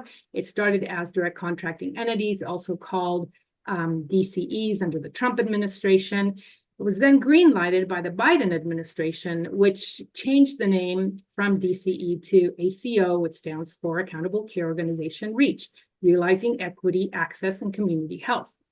Just like all ACOs, ACO REACH is a profit-seeking middleman that is supposed to manage the care for seniors on traditional public Medicare. And seniors, again, are enrolled automatically without their knowledge or consent through their primary care provider. And the only way to opt out is to find another primary care provider. And we know how easy that is. Now, you might ask, who are these new middlemen? Well, there are now 122 ACO REACH middlemen covering 2.6 million beneficiaries on traditional Medicare. And who are they? Well, they're commercial insurers. In fact, they sell MA plans just like Cigna and United Healthcare and Humana and Aetna. These are people on traditional Medicare trying not to be on Medicare Advantage, yet somehow they're ending up on Medicare Advantage anyway. Private equity firms are these ACO REACH middlemen, venture capital investors, for-profit physician practices, hospitals that are both for-profit and not-for-profit, and health systems. Now, amazingly, some of the very same ACO REACH corporations found to have defrauded Medicare in that Jayapal Warren letter are still allowed to operate in this program. And I have to do this. I just read this morning, an article that was published by Modern Healthcare. It's an online healthcare journal that sometimes says the quiet part out loud. And they were commenting on Walgreens pulling out of ACO REACH. And they said there is a broader desire to make value-based primary care work better, but the industry hasn't figured out what works and what doesn't. And we know what they mean when they say what works. And so Walgreens, which is pulling out of ACO REACH, isn't really in the business right now of waiting for profitability, said Stephanie Davis, managing director of blah, blah, blah at investment bank Barclays. I do think there is still interest for these value-based assets. Profitability in value-based care contracts take time to ramp, but it doesn't necessarily mean that profitability is out of reach. And I'm sure that she didn't realize her pun, but really it's all about profit and not about value.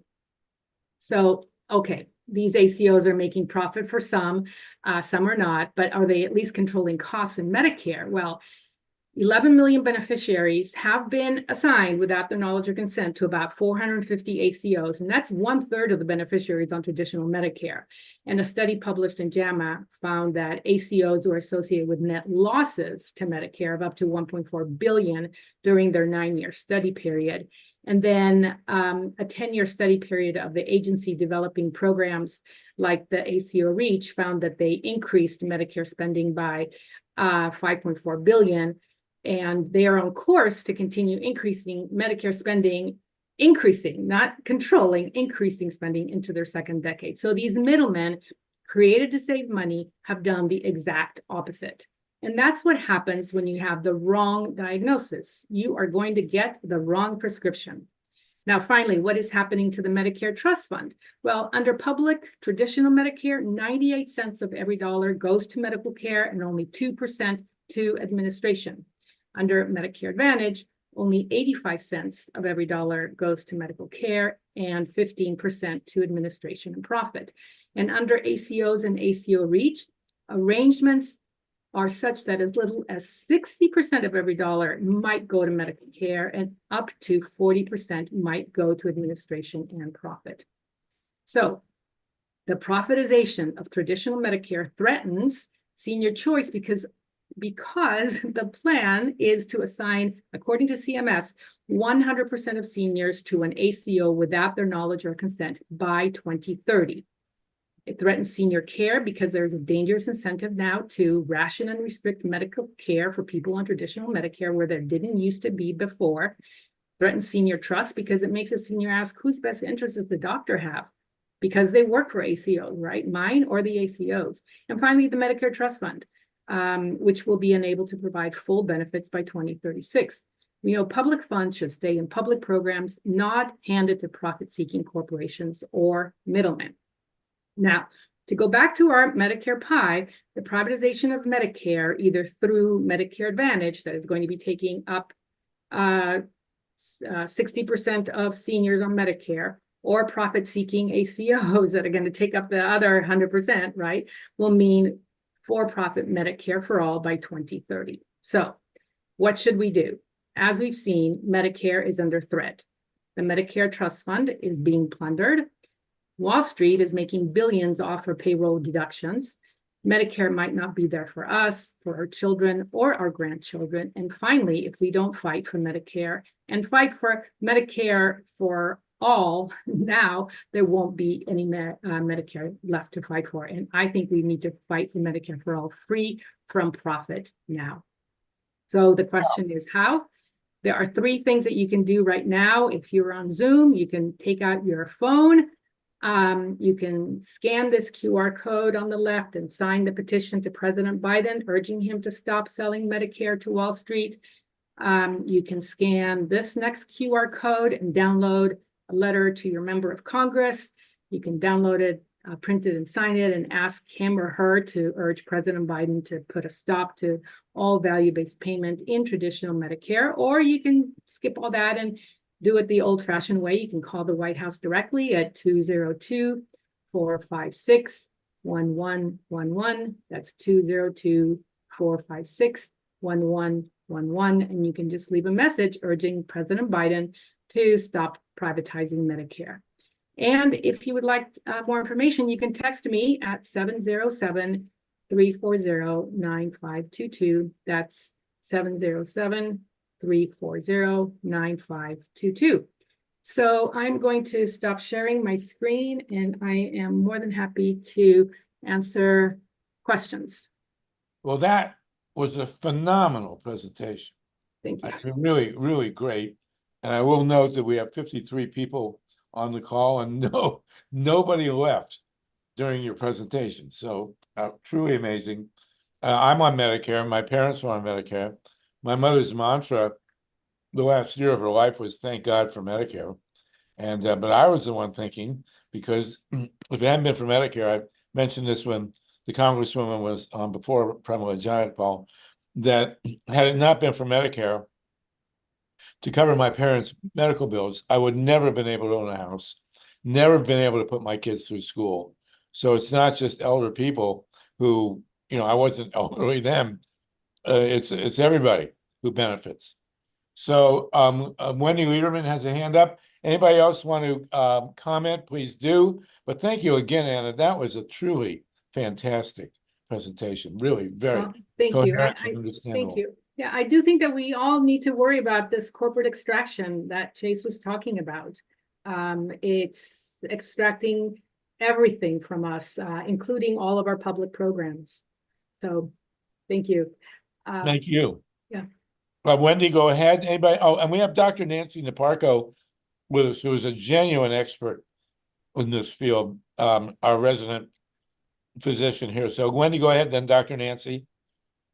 Thank you. And thank you, Anna. Yeah, that was powerful. I think you broke down a lot of things that we didn't really understand the nuances of why they call it disadvantage. Like now I get it. And it is, you're right. I mean, along with the privatization of everything from the drinking water to everything else. And somehow you made it somewhat charming for us. So thank you for your excellent presentation. We hope to have you back as we continue this conversation that's so vital. I'm wondering if you could maybe comment on medical malpractice. When Chase was talking, he mentioned that his father was murdered, and I thought to myself, yeah, mine was too, by the hospital. And he went in for a fractured spine. It took them like 5 days to diagnose it, and then they released him without doing a blood gas test, and he had pneumonia. And that happens like all the time. And and I know they're passing laws for like nursing home facilities that keep out investigations and any kind of liability, and just seeing this, and it's like when we even think, and I know I'm kind of all over the place, but then when we think about like the treatment that they're denying us, half of it is more poisonous than like what we're teaching ourselves how to treat anyway, going back to the natural remedies. So maybe if you could just comment a little bit on how we are not only victims of the system, but then the malicious and negligent treatment that is a product of no oversight, basically. And thank you so much again. Mm-hmm. So Wendy, you raise a lot of issues, and medical malpractice does exist, unfortunately. And you can imagine how much worse it's going to be under a totally for-profit system. Right now, you're talking about little oversight. There is some oversight, believe it or not, that 2% administrative costs for Medicare is also for fraud and oversight. So they really do not have a whole lot of funds to do that oversight in Medicare. But you can imagine in a for-profit system, how little would actually go to oversight and to and that there probably would be a lot more rampant malpractice. And in fact, that's what I was showing you in that slide of the for-profit corporations. There is a 3,000, 8,000 people could be saved every year if instead of going to for-profit dialysis centers, they would go to not-for-profit dialysis centers. So I just, to answer your question, I think, yes, malpractice exists. Could we have more oversight? Absolutely. But I just think that under a for-profit system, it's only going to be worse. And that's another reason why we should fight that. Thank you for that. Thank you, Wendy. Dr. Nancy, please. Nancy Naparko. Thank you. 3 things I want to add. First, thank you, Anna. That was fabulous. And I do want to say that in terms of the practical care, one thing in traditional Medicare, you don't wait for authorizations. The doctors order something and you get it. You don't sit around. And my patients sometimes wait 6 months for an MRI of the brain. It's absolutely ridiculous.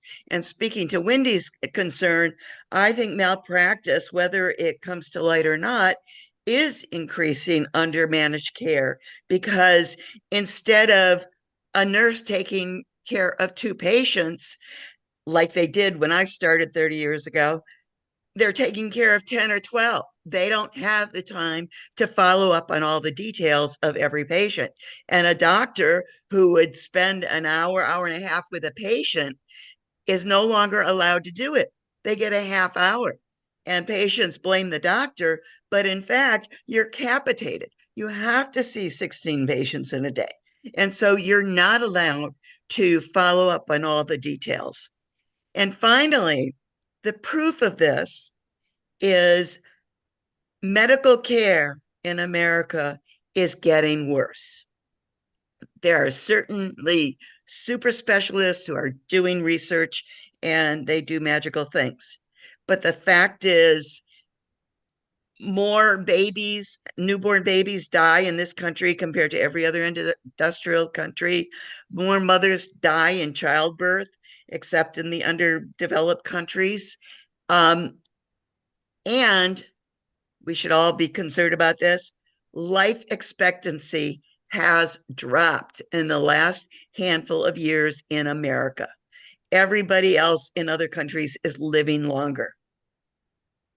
And this is the result of corporatization of healthcare. Thank you. Thank you, Nancy. I agree with absolutely everything you're saying, except that I didn't have 30-minute visits. I had 10 or 20-minute visits with my patients, which is really, really awful to think about a well child care visit lasting only 20 minutes. That's a reality. And then as far as the life expectancy, Nancy, you're absolutely right. Not only has it been going down because of the pandemic, it went down in all countries because of the pandemic. But since the pandemic has, been declared over, other countries have seen their life expectancy go up, whereas we have not recovered our life expectancy. And as a matter of fact, life expectancy compared to peer nations and non-peer nations, the US life expectancy had been going down for years and years prior to the pandemic. So you cannot even blame our lower life expectancy on the pandemic, but you can certainly blame it on our non-system of healthcare system. Amazing. Vinnie, thank you, Dr. Nancy. Anything else, Nancy? No. Okay, Vinnie De Stefano? Are you muted? Okay, here we go. I'm going to administer the medical care from There you. we are. I am Yeah. unmuted in our totally unhealthcare system. Like a lot of people, when Bush the Younger was elected with the Cheney administration, I told my wife, we're leaving this goddamn country. And then the same thing with Trump, and then the same thing with Biden. But the principal reason for leaving was to find better healthcare anywhere else around the world, because we have the worst healthcare system. However, that profit engenders a lot of ingenuity, and the problem, whether it's in England or France or anywhere else, their systems are not going to continue robustly as they have in the past. They are moving in the exact same direction as the United States. We will not end up with better healthcare outside the United States. We'll end up with the same damn thing we have here, which is healthcare predicated, as you correctly said, Anna, on the profit motive, not the health motive. I mean, if you want good healthcare, probably the smartest place to go is to horrible socialist Cuba. And of course, I'm kidding about the horrible part. The socialist paradise in Cuba guarantees healthcare, guarantees housing, guarantees education, provided 5 vaccines to the world for free, while the United States was predicated on profit. Okay. What do we do not only to save healthcare here in America, as you've outlined, but what can we do to do so around the world as well? Wow. Okay. I mean, it's tough enough to know what to do here in the US, let alone in the world. I mean, I think that if we were to lead and get rid of profit in the US, I don't know what these profit-seeking corporations would do. Would they close up shop and not do it elsewhere in the world, or would they just push harder in the rest of the world? I kind of think the latter. But at any rate, yes, we could all move to Cuba. I think that would be great.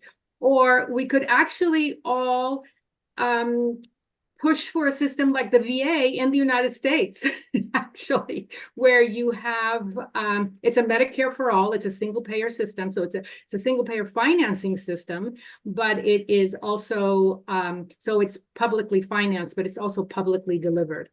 So the problem with Medicare for all is that we create a public financing system, which would be fantastic, but we still maintain a private delivery system, which is owned by United Healthcare, and it's owned by Centene, and it's owned by private equity firms that now I think own like 40 or 60% of our emergency room doctors. So do we really want to have a public system like Medicare being funneling its funds to these private delivery systems? Probably not. And so if we were to say improve and expand and really fund something like the VA, we could have publicly financed and then publicly delivered healthcare system, or a healthcare system that is owned not by corporations but by the community and the patients that it serves. Very good. Wow, really fantastic. Mike Hurst, Patrick Herndon, Sandy, and then Saltman. David. Mike, go ahead, and Patrick. Thanks. A wonderful presentation. I would just want to underline, you mentioned these gigantic fines that certain corporations had to pay because they were ripping off Medicare and Medicaid. I wanted to point out that the CEO of one of those firms that was racked up with record-setting fines was Rick Scott, before he became a U.S. Senator from Florida. And he's put his hat in the ring to be the Senate Majority Leader. Now, this is a nonpartisan Zoom. I'm not saying anything about who to vote for. I'm just pointing out some facts that if Rick Scott happens to become the Senate Majority Leader, this is a guy who was able to escape any criminal liability, but the corporation that he was the CEO of was tagged with defrauding the taxpayers. And I was just wondering if you were familiar with that case, or what you would have to say about that, Anna. Right. This is when he was the CEO of HCA, I believe, in Florida. And yeah, I mean, these fines are not really all that gigantic. They're not. It's just part of their business model, that they know that sometimes they're going to get caught and sometimes they're going to have to pay fines. And that is chump change compared to the profits that they make. So, and Rick Scott knows this. And I know that Chase mentioned something about Project 2025, and maybe you all are going to be talking about this in your next segment. But yeah, that is something that we need to fear, and we maybe need to create our own Project 2025, right? What we want from our government. Well, I got to say, in a nonpartisan way, that Rick Scott turns my stomach. I mean, he is just a horrendous, and we'll leave it there. Thank you for that, Mike. Good question. Thank you, Anna. We had Chuck Panaccio here. He's gone now. Chuck. Yes, and he's the guy that's doing Medicare for all. So it's too bad. Maybe he'll come back, or we can have him on another time. Sorry to interrupt. Yeah. Chuck let me know he's been working on Capitol Hill all day, so he wasn't sure if he'd be able to present today or not. But he'll be back another time. Come back in 2 weeks. We always have a rapt audience for Medicare, for healthcare issues, which is really critical. So Chuck, please come back in 2 weeks. We will not meet next week, by the way. But we will meet in 2 weeks. And Chuck, if you'll come up and resuscitate some of us, that would be great. Patrick Herndon, then Sandy, and then Dave Saltman and Tatanka. And then I think we'll go to our presidential therapy session. Go ahead, Patrick, please. Patrick, are you unmuted? No, I got to unmute you. There you go. Go. There you go. Hi, Anna. This is Dr. Herndon, HICFAT, Houston. As you know, I've been in this game since the 90s. It was a brilliant presentation, just brilliant. And I really appreciate it. As you know, I'm working with Linda Phoenix and Stephen Chow and the other people in Houston on this project. What I'm curious about in the sales pitch is, yes, the profit motive and the details of the profit motive here are a real problem, and it's getting way worse. But I remember T.R. Reid doing a presentation of 10 hours on PBS, and he went to all sorts of other countries.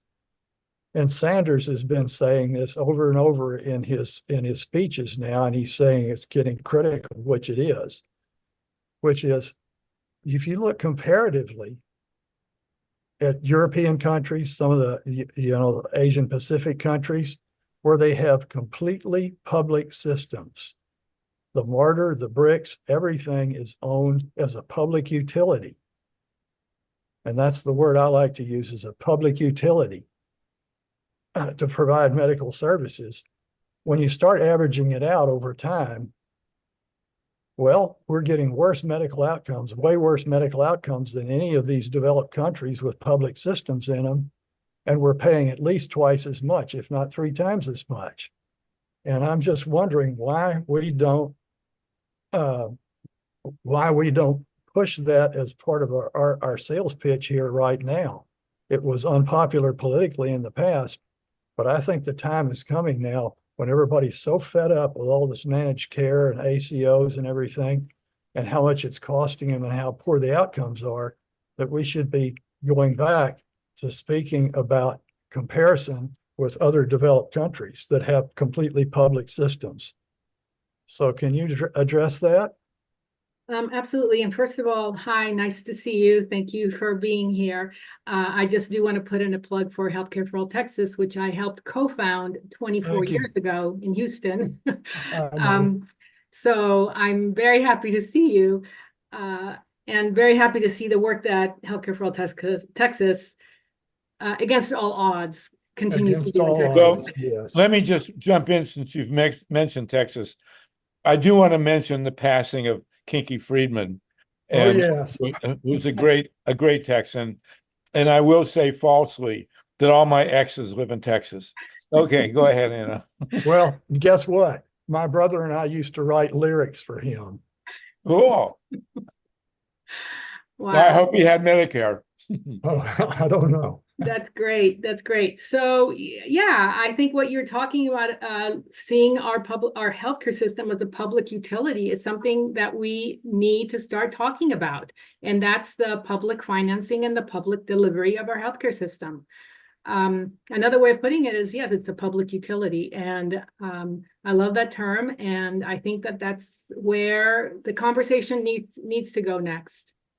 Well, I will throw in also that we have utilities in the electric power business, and with about 20% of the electric power business does have municipally owned utilities, as opposed to the PG&Es and Southern California Edisons of the world.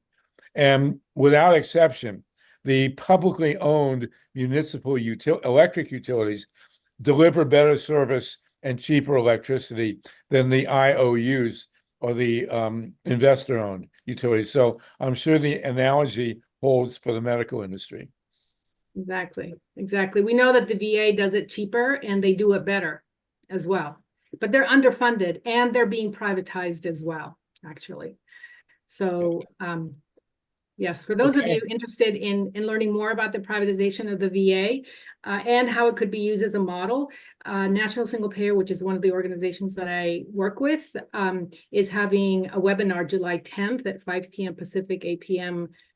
Eastern. And if you go to our website, or just call that number that I gave you, and or go to our website and you can register for our next webinar, July 10th webinar.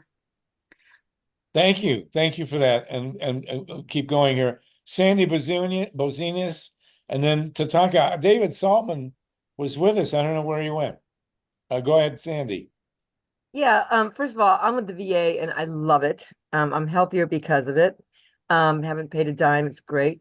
Secondly, I think that idea of comparing, getting out of the States and comparing how it is in the States with other countries might save us from getting in these rabbit holes we get in this country. But my question, a lot of people, so many people I know are on Medicare Advantage and they love it. And I'm like, I don't think you guys should be taking advantage of all those extra things you take advantage of, because I think at some point your money is going to run out. But I don't actually know the mechanics of it. And if it's too involved to go into now, I understand, maybe just point me to a page. But it just seems like I don't know how they get money from the government, from Medicare Advantage, get money from the government. And then I'm figuring that once the government's not gonna cap them at some point, they're not going to be able to continue to pay for these people's health care. So any comments on that? So Sandy, I'm so happy that you love the VA. That's great to hear. And you're absolutely right. Most people on Medicare Advantage love Medicare Advantage until they get sick, and then they need health care, and then they run up against prior authorizations and denial of care. And we know this because the evidence is showing that, particularly, for example, with certain cancers, your likelihood of dying is much, much greater if you're on Medicare Advantage as opposed to being on traditional Medicare. So we have the evidence.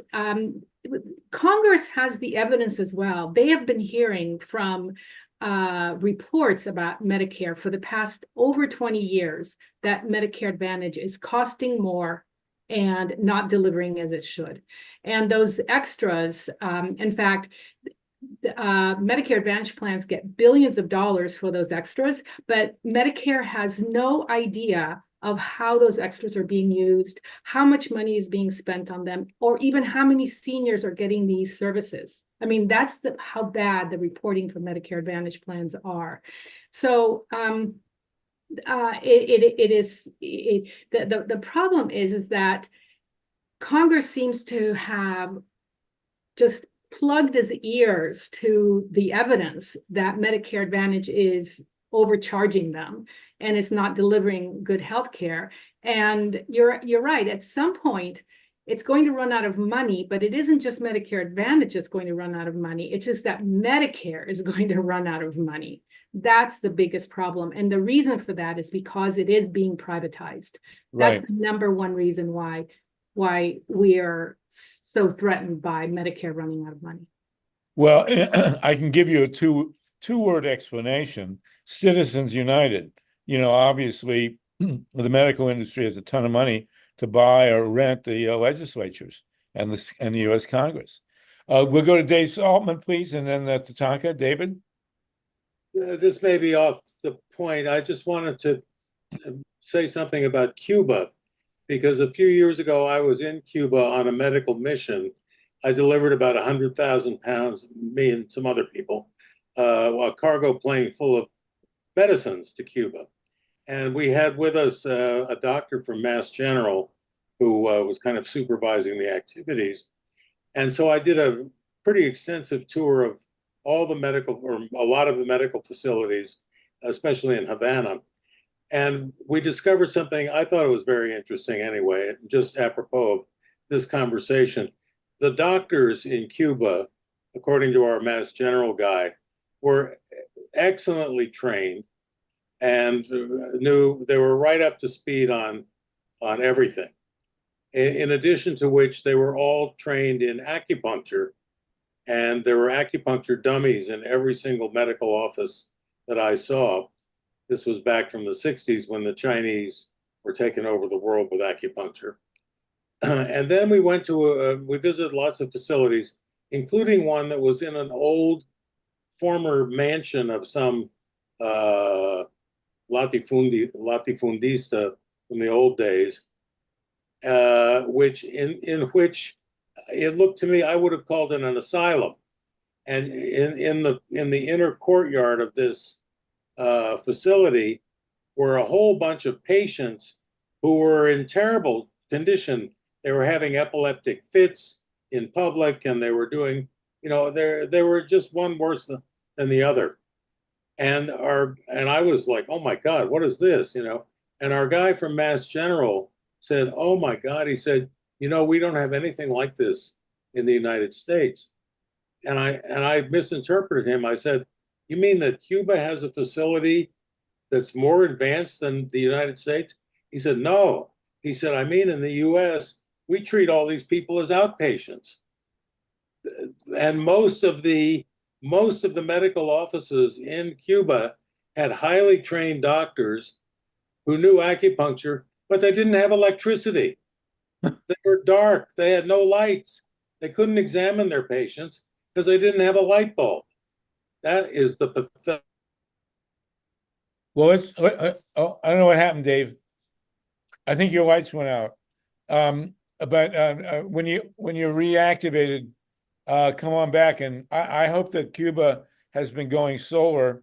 And of course, that's another issue. TATANKA, and then Dave, if you come back, jump in. Then Sorry, Ruth, can I just mention something about Cuba? And that is one of the reasons why they are out of electricity is because Trump put them on the state sponsor of terrorism.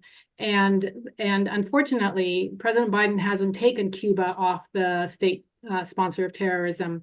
And this is something that really, really has harmed the Cuban people and the Cuban healthcare system, which actually used to have excellent outcomes, but as a result of the blockade, has not had as good as outcomes as it used to. Well, we have to remember that in terms of corporate America, having a successful socialist system is, in fact, an act of terrorism.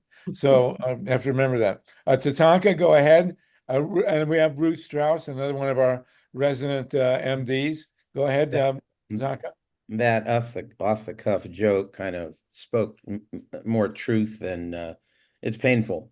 So I'm just sort of giving the reflection that the privatization and the financialization of our lives is costing us so much across the board. And this 30 to 50% of ER docs are part of the private equity kind of venture capitalist system.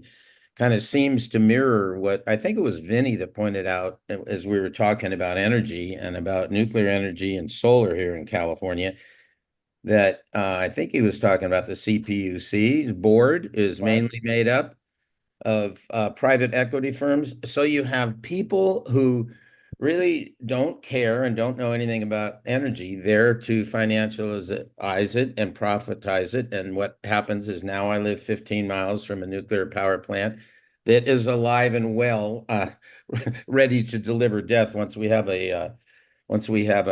even a mid-range earthquake here in Central California. It was PG&E, TATANKA. PG&E has had. It is PG&E. Okay, thank you. I couldn't remember it was PG&E. So that basically says it. Our public, our utility, which is supposed to be there to serve us, is serving the privatization of energy. And it's the same thing going on in health. And we do need, as the gentleman said, the solution of, I think I'm No, you're good. You're good. Oh, okay. And the solution is a public institutions, as the earlier gentleman was talking about, public utilities, public health, and we need and the only people that are really carrying that banner, I have to say, is the progressive movement. That PDA is formed around, that we have a progressive caucus, the largest caucus in Congress, but they are a minority. So this election is critically important. It's not impossible that we could win the presidency, win the Congress and win the Senate. How we're going to get there, we'll talk about it later. Well, and unfortunately, those of us in California have seen the tragic confluence of a governor who has crushed, and Paul Newman knows all about this, the single payer system that was moving forward in California, and at the same time has crushed the deal that would have taken Diablo Canyon offline and give us a 100% renewable energy system, which we can have very quickly. The two are certainly lined up. We got about 5 more minutes, and then you've been fabulous, Anna. Really great to have you with us. Ruth Strauss is another one of our doctors. She's a cardiologist, so if you have any heart problems in the next 5 minutes, she'll give you a rundown of what to do. Ruth, go ahead. Let's see, get you unmuted. Ruth, unmuting is always a challenge here.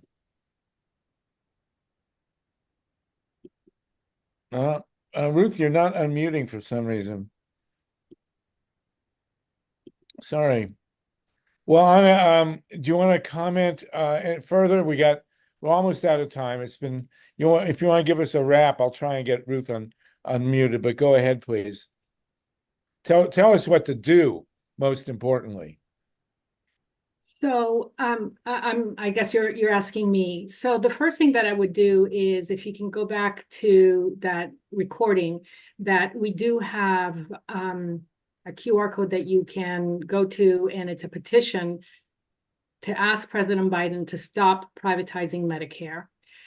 Or if you want to, you can just reach out to your own member of Congress and tell them that this value-based payment scheme in traditional Medicare is going to privatize traditional Medicare. It's going to drain the Medicare trust fund, and that it needs to be stopped. So, or you can just call the White House directly and let them know that you want public funds to stay in public Medicare and not to be funneled to private corporations.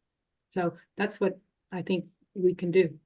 Well, on that happy note, you have been a tremendous presenter, certainly a worthy follow-up to Chase. Really great to have you on us. Ruth, I have to apologize. I'm trying to push the unmute button, but to no avail. So hopefully you'll come with us. Anna, you're welcome to stay with us. We're going to let everybody vent on the presidential fiasco that we witnessed earlier in the week. And let's just all hope that we will not meet next week. We will meet the week after, and let's just hope we will be celebrating the release of Leonard Peltier as we have celebrated the release of Julian Assange. Thank you so much. Harvey. There you are, Ruth. Ruth. Yeah. Okay. Thank you. I was just going to say that Ralph Nader always calls it Medicare disadvantage. And I actually had my experience with it the other day. I have a non-displaced fracture of my left arm, and I called in the night before to find out which health centers I should go to in urgent care. And they told me 3. I went to the one that's around, near where I live. I got there, the woman looked at my card and she says, "We don't take this." Now, the health plan had told me to go there. The woman says, "We don't take your insurance." Then I call into the insurance, and the woman told me, "Well, you should call these health clinics before you go to find out if they take your insurance." This is the health plan telling me this. And then, I asked them where I could go. They named me an emergency room that was 11 miles away downtown in traffic. And so UCLA was right around the corner. So I went there, and it was like, it's the Ritz-Carlton of emergency rooms. But several months ago, I also developed what's called a trigger finger. And I was worried that if I didn't go to the ER, that my finger might freeze.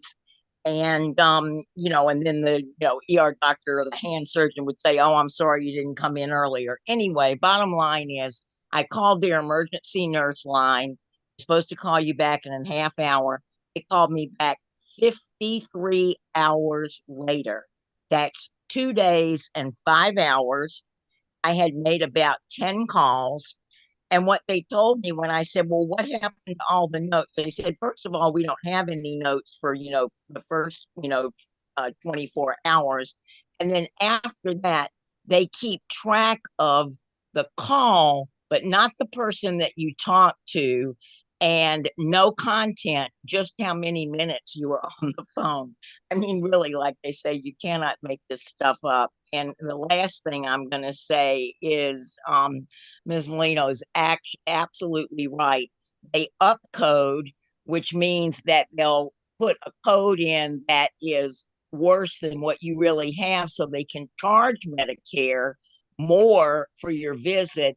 And then, the game is upcode, get more money, and then, refuse services. So unfortunately, it really is a scam. And I got into it because it was quote unquote free. And Medicare required that you, get Part B and Part D and all of that. So anyway, bottom line is she's correct. Medicare advantages, like Ralph Nader says, disadvantage. Thanks. Thank you, Ruth. We appreciate it. Thank you, Dr. Anna. It's really been great to have you on. Mike Hirsch, and then we're going to go to our therapy session on the presidency. Go ahead, Mike. Yeah, I just wanted to kick off the therapy session by saying, everybody, we know we have a lot to say. We're going to try to cover everybody before midnight here on the East. So if you could just give your piece, do not repeat yourself. Make your point, get to your point, stick to your point, and we don't need to hear anything more than that. We just want to hear from as many people as possible. Thanks. So Anna, thank you very much. I hope you become Secretary of Health, Education, and Welfare in the next administration. So we will have you back anytime you want to come. Thank you so much. Okay, thank you. All right, here we are now, the much anticipated therapy session on the presidency, the geriatric catastrophe of last, I guess it was Thursday, which I made a point of not watching. I didn't see a nanosecond, and I will never see the replays. But there you go. So who wants to start here? Dave Saltman, go ahead, please. And then Dave Gurin. Are you unmuted, Dave Saltman? Well, I'm unmuted right now. Oh, all right, Dave Gurin, go ahead, then Dave Saltman. I gotta unmute Dave. So David Gurin, go ahead, then Dave Saltman. Okay. Okay. Well, okay. Salty, go ahead. Let Dave Gurin go ahead, or which one of you wants to start? I'm unmuted. So okay. So we'll go in alphabetical order of Dave's. Okay. Okay. Dave Gurin, that's you, and then Dave Saltman. Okay. So the recording has stopped. All right. So I've been